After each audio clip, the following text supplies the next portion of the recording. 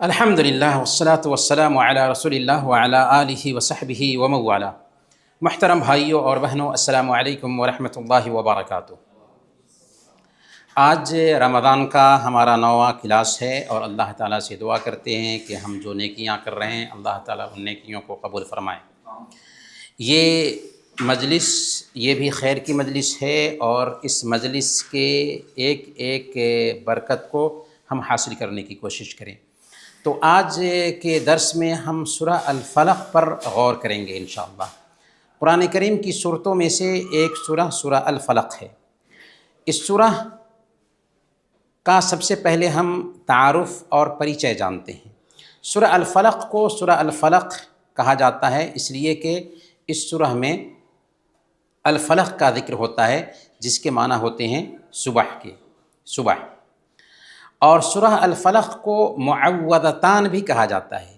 معوذتان یعنی سورہ الناس اور سورہ الفلق دونوں کو ملا کر کے معوذتان کہا جاتا ہے۔ کیوں معوذتان کہا جاتا ہے؟ اس لیے کہ یہ دو پناہ دینے والی صورتیں ہیں۔ ان دو صورتوں کو پڑھ کر کے ہم دم کرتے ہیں تو ہمیں شفا ملتی ہے۔ اور ان دو صورتوں کو یعنی سورہ الفلق اور سورہ الناس کو مشقشقتان بھی کہا جاتا ہے، یعنی شرک سے پاک کرنے والی یہ دو صورتیں ہیں۔ یہ دو صورتیں مکی ہیں اور اس سورہ میں 5 آیات ہیں اور اس کے الفاظ 23 ہیں اور اس کے حروف کی تعداد 71 ہے۔ اس طریقے سے اگر ہم اس سورہ کو یعنی سورہ الفلق کو ایک مرتبہ ختم کرتے ہیں تو اللہ تعالی ہم کو 710 نیکیاں عطا فرماتا ہے۔ ایک مرتبہ ہم نے سورہ الفلق ختم کیا، ہمیں کتنی نیکیاں ملتی ہیں؟ 710 نیکیاں، اور اللہ تعالیٰ جس کے لیے چاہتا ہے اضافہ کرتا ہے، کیونکہ قرآن کے ہر حرف پر 10 نیکی ملتی ہے۔ یہ سورہ اتری ہے تو اترنے کا سبب کیا ہے؟ اس حوالے سے ایک بات تو یہ ہے اور یہ بات طے ہے کہ اللہ کے نبی صلی اللہ علیہ وسلم کے اوپر مدینہ میں جادو کیا گیا تھا، تو اس جادو کے علاج کے لیے یہ سورہ اتری تھی۔ مدینہ میں ایک یہودی تھا جس کا نام تھا لبید بن عاصم۔ اس نے اللہ کے نبی صلی اللہ علیہ وسلم کے اوپر جادو کیا، بالوں کی ایک کنگھی میں جادو کا عمل کیا اور اسے بنو زریق کے ایک کنویں میں ڈال دیا تھا۔ اللہ رب العالمین نے باضابطہ وحی بھیجی اور جگہ کا پتہ بتا دیا گیا۔ اللہ کے نبی صلی اللہ علیہ وسلم نے اس سے جادو کو نکلوایا اور اسے کھلوایا اور اس پر سورہ الفلق اور سورہ الناس کی تلاوت کرتے جاتے تھے یہاں تک کہ اللہ کے نبی بالکل فٹ ہو گئے۔ لیکن کیا یہ سورہ مکہ میں اتری ہے یا مدینہ میں اتری ہے؟ تو ہم نے کہا کہ یہ سورہ مکی ہے، لیکن اللہ کے نبی صلی اللہ علیہ وسلم کے اوپر جب جادو ہوا تو جبریل امین ان دو صورتوں کو لے کر کے آئے تھے تاکہ بتایا جائے کہ اس سورہ کے ذریعہ علاج کیجیے۔ تو پتہ یہ چلا کہ یہ سورہ اگرچہ مکی ہے، شروع دنوں میں یہ سورہ اتری ہے، لیکن اللہ کے نبی صلی اللہ علیہ وسلم کے اوپر جادو ہوا مدینہ میں تو جبریل امین آئے ان دو صورتوں کو لے کر کے تاکہ ان دو صورتوں کے ذریعہ علاج کیا جائے۔ اس سورہ کی فضیلت کیا ہے؟ اس سورہ کے حوالے سے صحیح مسلم کی روایت ہے، حضرت عقبہ بن عامر رضی اللہ تعالیٰ عنہ بیان فرماتے ہیں کہ اللہ کے نبی صلی اللہ علیہ وسلم نے بیان فرمایا کہ الم ترى آیات انزلت هذه الليلة لم ير مثلهن قط۔ تم نے کیا غور کیا کہ آج کی رات میرے اوپر کچھ ایسی آیتیں اتری ہیں جن کے جیسے دیکھی ہی نہیں گئیں، اور یہ قل اعوذ برب الفلق اور قل اعوذ برب الناس ہے۔ گویا کہ یہ سورہ ان صورتوں میں سے ہے جن کے جیسے آیات دیکھی نہیں گئی۔ گویا کہ ان صورتوں کی بہت زیادہ اہمیت ہے ہماری زندگی میں۔ اور سنن ترمذی کی روایت ہے، حضرت ابو سعید خدری رضی اللہ تعالیٰ عنہ بیان فرماتے ہیں کہ اللہ کے نبی صلی اللہ علیہ وسلم جنات اور انسانوں کی بری نظر سے اپنی حفاظت کے لیے اپنے الفاظ میں، اپنے شبدوں میں پناہ مانگتے تھے۔ لیکن جب سورہ الفلق اور سورہ الناس اتری تو اس کے بعد اللہ کے نبی صلی اللہ علیہ وسلم نے ان دو صورتوں کا اہتمام شروع کر دیا، اور اپنے الفاظ میں جو دم کیا کرتے تھے اپنے اوپر، اپنے الفاظ کو نظر انداز کیا۔ تو پتہ کیا چلا کہ اگر ہمیں کوئی بھی شکایت ہو، صحت کا مسئلہ ہو، جن کا، شیطان کا، جادو کا، نظر کا، کوئی بھی مسئلہ ہو، ہم کیا کریں؟ سورہ الفلق اور سورہ الناس پڑھ کر کے دم کریں، اللہ تعالی ہمیں شفا عطا فرمائے گا۔ بلکہ حضرت عائشہ صدیقہ رضی اللہ تعالیٰ عنہ صحیح بخاری کی روایت کے مطابق بیان فرماتی ہیں کہ جب اللہ کے نبی صلی اللہ علیہ وسلم مرض الموت میں تھے تو اللہ کے نبی صلی اللہ علیہ وسلم کے اوپر یہی دونوں صورتیں پڑھ کر کے میں دم کرتی تھی۔ تو اس سے بھی پتہ چلتا ہے کہ ان دو صورتوں کی بڑی اہمیت ہے۔ بلکہ اللہ کے نبی صلی اللہ علیہ وسلم آپ کے گھر میں کوئی بھی بیمار ہوتا تو سورہ الفلق اور سورہ الناس، سورہ الاخلاص پڑھ کر کے اس کے اوپر آپ دم کیا کرتے تھے۔ تو ہمیں بھی چاہیے کہ اس سورہ کو اپنا وظیفہ بنائیں دم کرنے کے حوالے سے۔ یہ سورہ اس قابل بھی ہے کہ سونے سے پہلے اس کو پڑھ کر کے سویا جائے۔ صحیح بخاری کی روایت ہے، حضرت عائشہ صدیقہ رضی اللہ تعالیٰ عنہ بیان فرماتی ہیں کہ اللہ کے نبی صلی اللہ علیہ وسلم جب بستر پر آتے تو اپنی دونوں ہتھیلیوں کو ملا کر ان میں 3 صورتیں پڑھتے، قل هو اللہ احد، قل اعوذ برب الفلق اور قل اعوذ برب الناس، اور پھر ان میں پھونکتے، اور پھر اپنے سر پر، اپنے چہرے پر اور جسم کے پورے حصے پر جہاں تک ہاتھ جاتا وہاں تک پھیر لیتے تھے۔ ایسا کتنی مرتبہ کرتے تھے؟ 3 مرتبہ کرتے تھے۔ اب سوال یہ ہے کہ سورہ الفلق پڑھنے کی جگہیں کون کون سی ہیں؟ تو سب سے پہلے نمبر پر ہر نماز کے بعد سورہ الفلق، سورہ الناس اور سورہ الاخلاص پڑھنا چاہیے۔ فجر کے بعد اور مغرب کے بعد 3 مرتبہ، اور دوسری نمازوں میں 1 مرتبہ۔ اسی طریقے سے صبح اور شام میں بھی سورہ الفلق اور سورہ الناس اور سورہ الاخلاص پڑھنے کا اہتمام کرنا چاہیے۔ اسی طریقے سے سوتے وقت بھی 3 مرتبہ سورہ الفلق، سورہ الناس اور سورہ الاخلاص پڑھ کر کے سونا چاہیے۔ اسی طریقے سے اگر کوئی بیماری ہے یا جسم میں درد ہے، پریشانی ہے، جادو کا اثر ہے، نظر لگ گئی ہے، جو بھی شکایت ہے جسم میں، اس کے علاج کے لیے ہمیں چاہیے کہ سورہ الفلق اور سورہ الناس کو پڑھ کر کے اپنے اوپر دم کریں۔ اور وتر کی آخری رکعت میں بھی اللہ کے نبی صلی اللہ علیہ وسلم کبھی قل هو اللہ احد پڑھتے، کبھی قل اعوذ برب الفلق اور قل اعوذ برب الناس پڑھتے تھے۔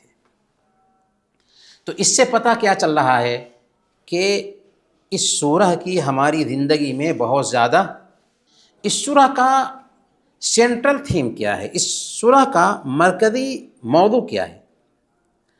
اس سورہ میں دراصل اللہ تعالی اپنے نبی کو اور صحابہ کرام کو یہ ہدایت دے رہا ہے کہ آپ صبح کے رب کی پناہ میں آئیے۔ شام کا رب بھی وہی ہے، صبح کا رب بھی وہی ہے۔ صبح کا رب کیوں کہا اللہ نے، اس کو ہم آگے جانیں گے۔ صبح کے رب کی پناہ میں آئیے اور 4 چیزوں کی برائی سے اللہ کے جناب میں پناہ طلب کیجیے۔ پہلے نمبر پر آسمان اور زمین میں جتنی بھی مخلوق ہے اور ان مخلوقات میں جو بھی شر اور برائی ہے، ان سارے شر، ان ساری برائیوں سے اللہ کی پناہ میں ہم آتے ہیں۔ اللہ سے ہم پناہ طلب کریں کہ جس کے اندر بھی شر اور برائی ہے، اے اللہ ہمیں اس شر سے، اس برائی سے پناہ میں رکھنا۔ شر اور برائی کی جو بھی شکل ہو، عمومی شر، عمومی برائی۔ دوسرے نمبر پر رات میں ہونے والے شر، رات میں ہونے والی برائی سے اللہ کی جناب میں ہم پناہ مانگتے ہیں۔ تیسرے نمبر پر جادوگرنیوں کے شر سے ہم اللہ کی پناہ مانگتے ہیں۔ تو کیا جادوگر نہیں ہوتے ہیں، صرف جادوگرنیاں ہی ہوتی ہیں؟ زیادہ تر عورتیں جادو سیکھتی ہیں، اسی لیے اللہ رب العالمین نے یہاں پر جادوگرنیوں کا لفظ ذکر کیا، اس کا مطلب یہ نہیں کہ جادوگر شریر نہیں ہوتے ہیں، تو جادوگر کے شر سے بھی تیسرے نمبر پر اس سورہ میں ہم اللہ کی جناب میں پناہ مانگتے ہیں، اور چوتھے نمبر پر حسد اور جلن کی برائی سے بھی ہم اس سورہ میں اللہ کی جناب میں پناہ مانگتے ہیں، اور اسی ضمن میں نظر بد بھی ہے کہ نظر بد، بری نظر کے شر سے بھی ہم اللہ کی جناب میں پناہ مانگتے ہیں۔ تو کتنی چیزیں ہو گئیں؟ 4 چیزیں ہو گئی۔ پہلے نمبر پر ساری مخلوقات کے شر سے، دوسرے نمبر پر رات میں ہونے والی برائی سے، تیسرے نمبر پر جادوگر کی برائی سے، اور چوتھے نمبر پر حسد کی برائی سے۔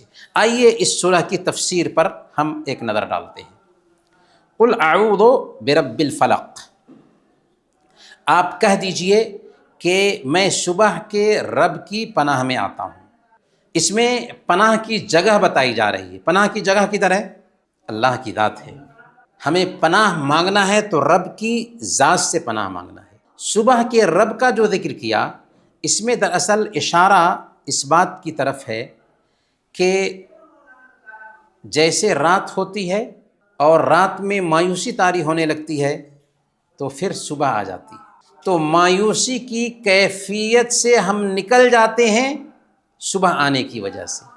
اسی لیے اردو زبان میں بھی کہتے ہیں امید کی صبح، ہندی میں بھی کہتے ہیں امید کی صبح، یعنی امید کی صبح آنے والی ہے۔ مطلب کیا ہوا کہ صبح کا رب اللہ ہے، تو جب پریشانی آئے، مصیبت آئے، مسائل پیدا ہوں زندگی میں، تو یاد رکھو کہ صبح کا رب اللہ ہے، پریشانی آئی ہے، اندھیرا آیا ہے زندگی میں، تو روشنی آئے گی تمہاری زندگی میں، تمہاری زندگی سے نا امیدی ختم ہوگی اور امید بحال ہونے والی ہے۔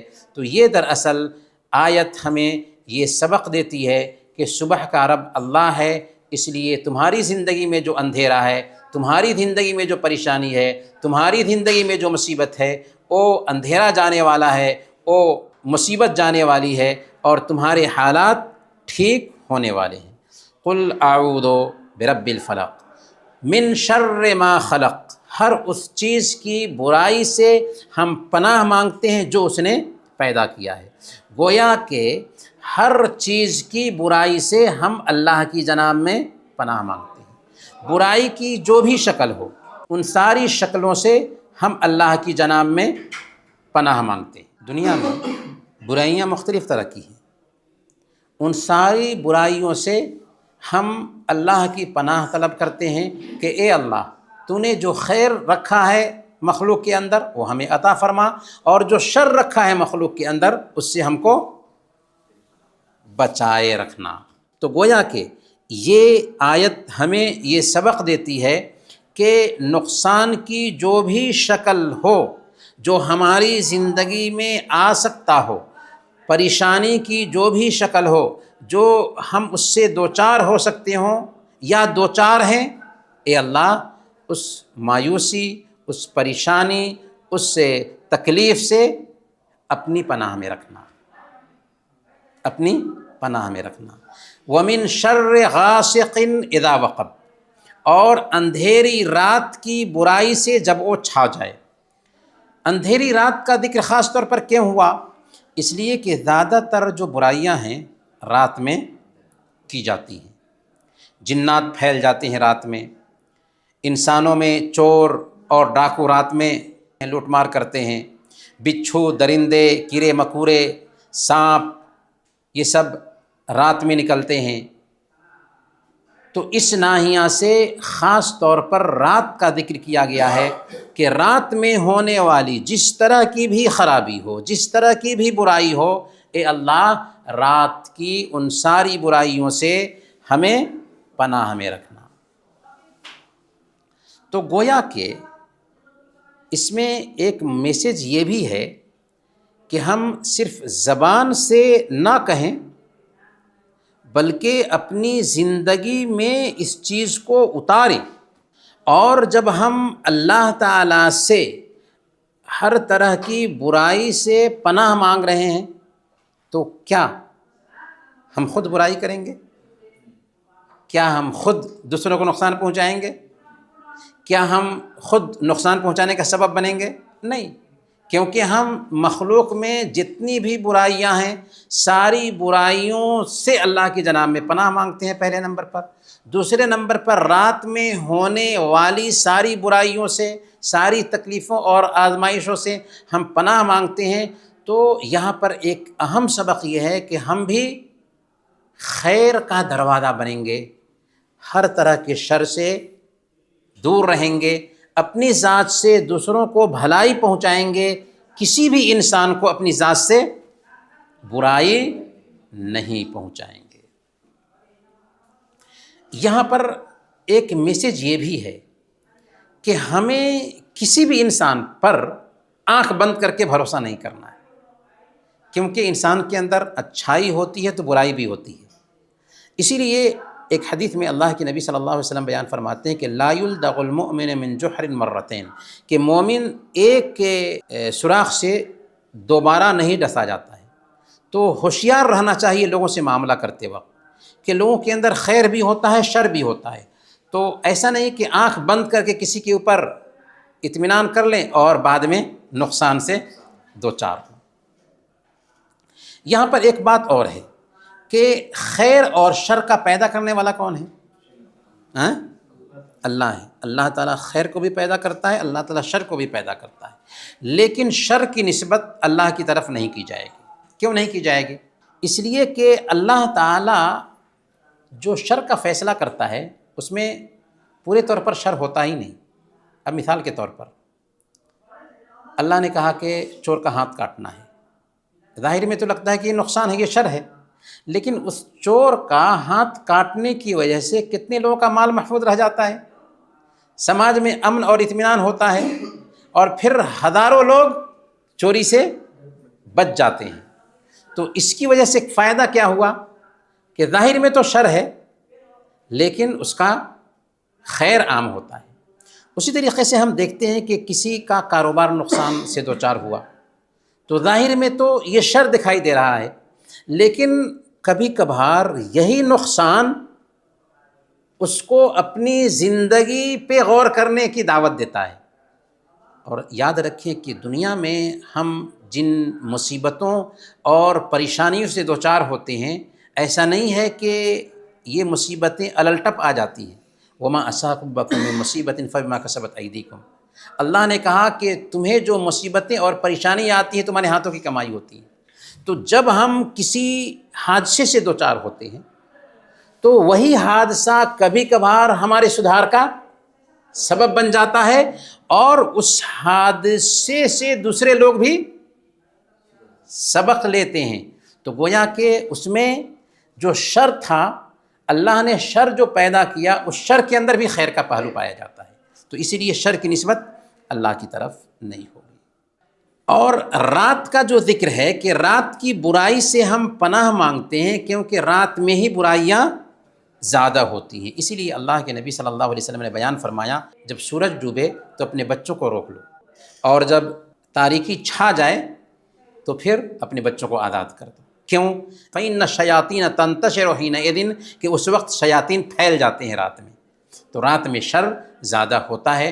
اسی لیے اللہ کے نبی صلی اللہ علیہ وسلم کی یہ جو تعلیمات ہیں ان کو بھی اپنی زندگی میں اتارنا چاہیے۔ لیکن یہ بات بھی نوٹ کرنے کی ہے کہ رات میں اگر اندھیرا ہے، رات میں اگر برائی ہے، تو اندھیرا کے ساتھ ساتھ رات میں خیر بھی ہے۔ خیر اس طور پر ہے کہ اسی رات میں ہم جاگتے ہیں، اللہ کی عبادت کرتے ہیں، اور اللہ رب العالمین کے سامنے جھکتے ہیں، تو رات کی یہ عبادت ساری عبادتوں میں سب سے زیادہ اہمیت رکھنے والی عبادت بن جاتی ہے۔ رات کا تیسرا پہر جس میں اللہ تعالیٰ سمائے دنیا پر اترتا ہے، سب سے بہتر وقت ہے، یہ رات ہی کا وقت ہے۔ تو رات میں برائی ہے تو رات میں خیر بھی ہے، اور اس وقت جاگ کر کے جب ہم اللہ کی عبادت کرتے ہیں تو ہمارا مقام اور مرتبہ بھی اونچا ہوتا ہے۔ وَمِن شَرِّ النَّفَّاثَاتِ فِي الْعُقَدِ، اور گانٹھوں میں پھونک مارنے والیوں کی برائی سے میں اللہ کی پناہ میں آتا ہوں، یعنی ان جادوگرنیوں کی برائی سے جو گانٹھوں میں پھونک مار کر جادو کیا کرتی ہیں۔ تو اس میں مرد جادوگر بھی آ جاتے ہیں، عورت جادوگرنیاں بھی آ جاتی ہیں، لیکن چونکہ جادو کا یہ عمل زیادہ تر عورتیں سیکھتی ہیں اس لیے عورتوں کا ذکر ہے، ورنہ مرد بھی اس میں شامل ہیں۔ اور چونکہ گانٹھ باندھتے ہیں جادوگر، اس لیے گانٹھ کا ذکر کیا گیا ہے۔ یہاں تک کہ اللہ کے نبی صلی اللہ علیہ وسلم کے اوپر بھی جادو کیا گیا تھا تو اس میں گانٹھ باندھا گیا تھا۔ اللہ کے نبی صلی اللہ علیہ وسلم نے جادو کے بارے میں کیا فرمایا کہ جادو کفر ہے۔ اجتنبوا السبع الموبقات، اللہ کے نبی صلی اللہ علیہ وسلم نے فرمایا کہ 7 ہلاک کرنے والی چیزوں سے بچو، اور اس کا علاج یا اس کی سزا یہ بتائی گئی ہے کہ حد الساحر ضربۃ بالسیف، جادوگر کی سزا یہ ہے کہ اس کا سر کاٹ دیا جائے۔ لیکن یہ بات نوٹ کرنے کی ہے کہ ہم اور آپ جادوگر کو یہ سزا نہیں دے سکتے۔ اسلامی کورٹ ہے تو اسلامی کورٹ میں جادوگر کو یہ سزا ملے گی۔ کیوں یہ سزا ملے گی؟ اس لیے یہ سزا ملے گی کہ جادوگر کا جو شر ہے وہ بہت زیادہ ہوتا ہے۔ جادو کی خطرناکی کی وجہ سے ہماری شریعت یہ حکم دیتی ہے کہ نہ صرف جادوگر بلکہ جادو کا سا عمل کرنے والے جو لوگ ہیں ان کے پاس نہ جائیں اور نہ ہی ان سے کچھ پوچھیں۔ اسی لیے جیوتش، جن کو کاہن اور نجومی کہتے ہیں، اللہ کے نبی صلی اللہ علیہ وسلم نے ان کے بارے میں فرمایا، صحیح مسلم کی یہ روایت ہے، من اتا کاہنا او عرافا فسألہ عن شیء لم تقبل لہ صلاۃ 40 یوما، جو آدمی کسی کاہن یا نجومی کے پاس آتا ہے اور اس سے کچھ پوچھتا ہے 40 دن تک اس کی نماز قبول نہیں ہوتی۔ کتنے دن؟ 40 دن، صرف پوچھنے کی وجہ سے۔ تو اس سے اندازہ لگائیں کہ کتنی سخت وعید ہے ایسے لوگوں کے حوالے سے جو جادوگروں، نجومیوں اور کاہنوں کے پاس جاتے ہیں۔ اسلام ہمیں ایسے شر سے، ایسے ایمان کے سوداگروں سے دور رہنے کی تاکید کرتا ہے۔ وَمِن شَرِّ حَاسِدٍ إِذَا حَسَدَ، اور حسد کرنے والوں کے شر سے ہم پناہ چاہتے ہیں جب کہ وہ حسد کرے۔ گویا کہ حسد اور جلن کی آگ سے پناہ طلب کرتے ہیں اللہ کی جناب میں۔ حسد کیا ہے؟ اللہ تعالیٰ نے کسی کو کوئی نعمت دی ہے تو ہم سوچیں کہ وہ نعمت اس سے چھن جائے، یا کم سے کم اس نعمت کے چھننے کی تو دعا نہ کریں لیکن اس سے جلیں کہ آخر کیوں اس کو مل گیا۔ حالانکہ دینے والا کون ہے؟ دینے والا اللہ ہے۔ جب اللہ تعالیٰ نے کسی کو کوئی نعمت دی ہے تو ہم کیوں جلیں گے اس سے؟ جلنا چاہیے۔ قسمت کیا ہر شخص کو قسام ازل نے، جو شخص بھی جس چیز کے قابل نظر آیا۔ اللہ تعالیٰ نے کسی کو صلاحیت دی ہے، کسی کو خوبصورتی دی ہے، کسی کو مال دیا ہے، کسی کو کوئی نعمت دی ہے تو دینے والا اللہ ہے۔ اگر ہم اس نعمت سے جلتے ہیں تو کس سے جل رہے ہیں؟ اصل میں اللہ سے جل رہے ہیں۔ تو اسی لیے حسد کرنے والا اللہ سے جلتا ہے، اللہ سے حسد کرتا ہے۔ یہاں پر جلن کے جو 3 درجے ہوتے ہیں اس کو سمجھ لیجئے۔ پہلے نمبر پر ایک آدمی جلے لیکن دوسروں کو نقصان پہنچانے کے لیے نہ سوچے، جلتا ہے لیکن دوسروں کو نقصان پہنچانے کے لیے نہیں سوچتا، تو یہ بھی غلط ہے۔ لیکن چونکہ اتنا زیادہ گناہگار نہیں ہے، وہ صرف جل رہا ہے۔ دوسرے نمبر پر جل بھی رہا ہے اور کوشش کرتا ہے کہ کیسے اس کی نعمت چھن جائے اور اس کو نقصان پہنچانے کی کوشش میں لگا رہتا ہے، تو یہ زیادہ خطرناک ہے۔ اچھا، حسد کی ایک تیسری شکل ہے جو جائز ہے، اس کو رشک کہتے ہیں۔ رشک کیا ہے؟ کہ اللہ تعالیٰ نے کسی کو کوئی نعمت دی ہے تو ہم جلے نہیں بلکہ ہم اللہ سے دعا کریں کہ اے اللہ فلاں کو تو نے دیا ہے، اللہ تعالیٰ اس کے اندر اضافہ فرمائے، مجھے بھی ایسی نعمت دے، مجھے بھی اولاد دے، مجھے بھی خوبصورتی دے، مجھے بھی دولت دے، مجھے بھی پیسے دے، مجھے بھی فلاں نعمت دے جیسے فلاں کو دیا ہے، تو اس سے ہم جل نہیں رہے ہیں لیکن رش کر رہے ہیں، تو رش کرنا اچھی چیز ہے۔ میرے بھائیو، سورہ الفلق دراصل ہمیں یہ سبق دیتی ہے کہ ہم اندھیرے سے اجالے کی طرف آئیں، صبح کے رب کی جناب میں پناہ مانگتے ہیں جو تاریکیوں سے روشنی کی طرف لاتا ہے، مایوسی سے امید کی طرف لاتا ہے۔ تو ہم اللہ تعالیٰ سے 4 چیزوں کے شر سے پناہ مانگتے ہیں، ایسے شر جو باہری ہیں۔ باہری کیوں کہا؟ اس لیے کہ سورہ الناس کو پڑھیں گے تو اس میں ایک چیز کے شر سے ہم پناہ مانگتے ہیں جو اندرونی شر ہے، جو یہاں کا شر ہے، وہ کون سا ہے؟ شیطانی وساوس۔ تو سورہ الناس میں ایک چیز کے شر سے اللہ کی پناہ مانگتے ہیں جو دل میں ہوتا ہے، اور سورہ الفلق میں باہری برائیوں سے اللہ کے جناب میں اللہ کی پناہ مانگتے ہیں، اور یہ 4 طرح کی برائیاں ہیں۔ پہلے نمبر پر نوٹ کیجیے، یاد رکھیے، دماغ میں بیٹھائیے کہ سورہ الفلق کا درس ہم نے سنا تھا تو اس کے اندر 4 پیغامات ہیں، ان پیغامات کو دھیان میں رکھنا ہے ہمیں۔ تو پہلے نمبر پر مخلوق میں جو بھی برائی ہے ان ساری برائیوں سے ہم اللہ کی پناہ میں آتے ہیں۔ دوسرے نمبر پر رات کے اندر ہونے والی خاص برائیوں سے ہم اللہ کی پناہ میں آتے ہیں۔ تیسرے نمبر پر جادوگروں کے شر سے ہم اللہ کی پناہ میں آتے ہیں، اور چوتھے نمبر پر ہم حسد اور جلن کے شر سے اللہ کی پناہ میں آتے ہیں۔ تو بنیادی طور پر سورہ الفلق سے ہم سیکھتے ہیں کہ ہم صرف اللہ تعالیٰ کی پناہ طلب کریں گے، اللہ کے علاوہ کسی اور کی پناہ نہیں طلب کریں گے۔ اگر اللہ کے علاوہ کسی اور کی پناہ طلب کرتے ہیں تو یہ کیا ہو جاتا؟ شرک ہو جاتا۔ دوسرے نمبر پر ہم یہ بھی سیکھتے ہیں کہ ہم جادو سے دور رہیں گے، جادوگروں کے فتنہ کے قریب نہیں ہوں گے، کیونکہ جادو سیکھنا حرام ہی نہیں ہے بلکہ کفر ہے۔ ہم حسد اور جلن سے بھی بچیں گے، اس لیے کہ دینے والا کون ہے؟ اللہ تعالیٰ ہے۔ اگر ہم اس سے جلتے ہیں تو اس انسان سے نہیں جل رہے ہیں بلکہ اللہ سے جل رہے ہیں۔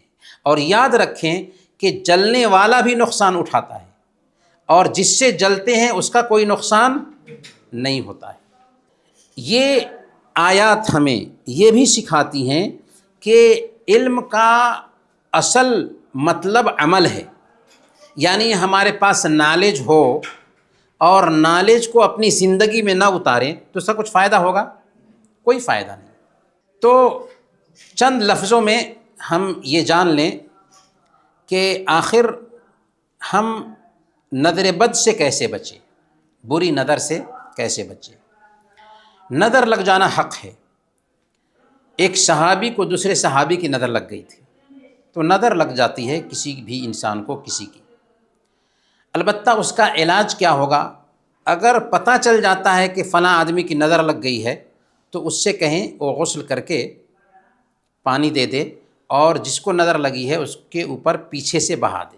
انشاءاللہ اللہ نے چاہا تو جو متاثر آدمی ہے اس کی یہ شکایت جاتی رہے گی۔ اگر پتہ نہیں چلتا ہے کہ کس کی نظر لگی ہے تو قرآنی آیات اور اللہ کے نبی صلی اللہ علیہ وسلم کی بتائی ہوئی جو دعائیں ہیں ان دعاؤں کے ذریعہ پڑھ کر کے دم کریں، اللہ تعالیٰ انشاءاللہ شفا دے گا۔ اسی طریقے سے جادو کا علاج ہے۔ جادو کا علاج بھی رقیہ شرعیہ، آج کل تو انٹرنیٹ کا زمانہ ہے، ڈاؤن لوڈ کرے رقیہ شرعیہ اور اسے پڑھ کر کے جادو جس کو لگا ہے اس کے اوپر دم کریں۔ خاص طور پر سورہ فاتحہ، سورہ اخلاص، سورہ الفلق اور سورہ الناس، آیت الکرسی اسے پڑھیں، اور اس کے ساتھ ساتھ سورہ بقرہ کی تلاوت کریں۔ جادو کی آیتیں خاص ہیں، جادو کی آیتیں پڑھیں۔ سورہ اعراف کی آیت نمبر 117 سے 122 تک، سورہ طٰہٰ کی آیت نمبر 65 سے 69 تک اور سورہ یونس کی آیت نمبر 79 سے 82 تک ان آیتوں کو پڑھیں اور پھر پانی پر دم کریں اور اس پانی کو آدھا پی لیں اور آدھے سے غسل کر لیں، تو اللہ نے چاہا تو شفا ملے گی۔